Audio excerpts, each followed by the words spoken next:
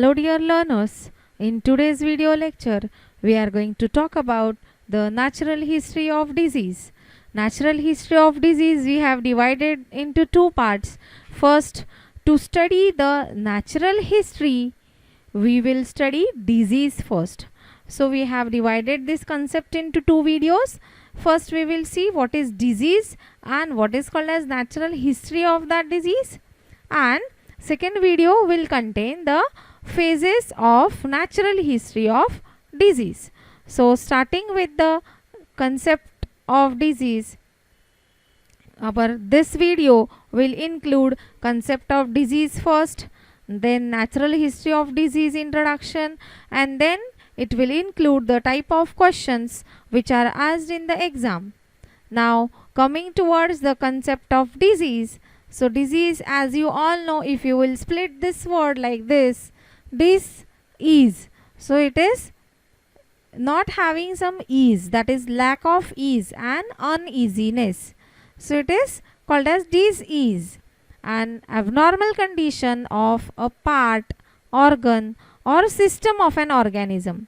As you all know, the system is made up of different organs and organs are made up of different parts. For example, if you will consider your excretory system, for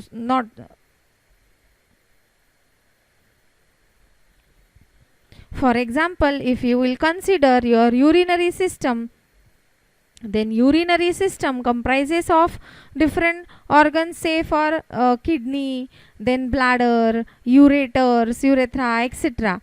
So these are the organs which comprise a system, and kidney is having various parts. So to consider the parts, it is having renal medulla, renal cortex, renal pelvis. So parts will constitute organs, organs will constitute system. So any abnormal condition arising to the body part or organ or system of an organism resulting from various causes, that means the abnormal condition is arising due to some causes. So what are that causes? The causes can be infection. You can call it as either bacterial or viral infection. Person is getting infected. Then you can call it as inflammation, inflammatory condition. Then some environmental factors can be a causative factor. Then genetic defects, genetic disorders such as diabetes, cardiovascular disorders, etc. And the disease is characterized by identifiable group of signs, symptoms, or sometimes both. That means a disease can have only sign, can have only symptom, or it can have both. So what is the difference between sign and symptom? So signs are the things which we can observe. That means a friend person or doctor can observe what sign is patient having, and symptom is something which a patient can experience. For a simple example I will quote here, sign is nothing but fever. One can observe through the thermometer checking that a person is having fever. But the symptom is what? Symptom is, for example, you can have an example of pain. You can feel it, patient can feel it, so it is symptom. So sometimes the disease can have only signs, only symptoms, or sometimes it can have both signs as well as symptoms. So disease definition says that it is a abnormal condition for an organism. There are various causes for that abnormal conditions, and it is characterized by. So what are the three parts? It's an abnormal condition due to some causes, and that is characterized by either signs, symptoms, or both. Then coming towards the natural history of disease. Natural history of disease signifies the way in which disease evolve over the time. That means since it's a history, in history we usually see evolution over the time. So since it's a history of disease, we are going to study it in accordance with the disease. So it is a way in which disease evolve over the time. So from what time? From the earliest stage to its termination. That means from its starting till its end. So the end can be either a recovery of from that disease, can be disability produced due to that disease, or occurrence of death. So earlier stage, that means it will start from entry of that what you can say agent into the organism. The patient cannot show any signs or symptoms at the earlier stages also. Later on it can produce the signs symptoms, but the termination can lead to three of these. Either say for example, you can take the example of COVID only, or any disease you can take. So once the patient gets infected, either from that infection the patient can be recovered, or that disease can give a particular type of disability, a permanent disability to that patient, or finally it can result into the death of that organism in absence of treatment or prevention. That means in absence of any treatment, if treatment is being not provided, and in absence of some preventive measures.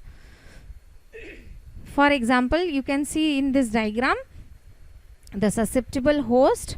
Now the susceptible host is being infected and is being not infected. If there is no infection, there is no question of disease. But if that person gets infected, then it will produce a clinical disease through that infection. So that disease will have definitely some signs and symptoms, and that disease can lead to ultimately death or recovery from that disease. So this, from the exposure of that agent till the patient shows a clinical disease, that means signs and symptoms, that period you can see here, that period is known as incubation period. So natural history is what? It is a way in which disease evolve over the time. Now every disease has its own history. For example, diabetes may have its own history, cardiovascular disorders may have their own history. So every disease is having their own history, and they show characteristic signs and symptoms. So the natural history of disease is consisting of two phases. Two phases are pre-pathogenesis phase, first one, and then it is pathogenesis phase. Now as you can see here, pre-pathogenesis, that means before pathogenesis. So it is the process in the environment. Since it is pre-E hai or environment hai, so it is E. And then pathogenesis, it is the process which is occurring in the human beings. So you are supposed to remember it this way: pre-E. Pre-pathogenesis is in the environment, and pathogenesis it is in the human beings. So I have written it here E. So this diagram we have already explained. Now coming towards the type of questions asked in the exam.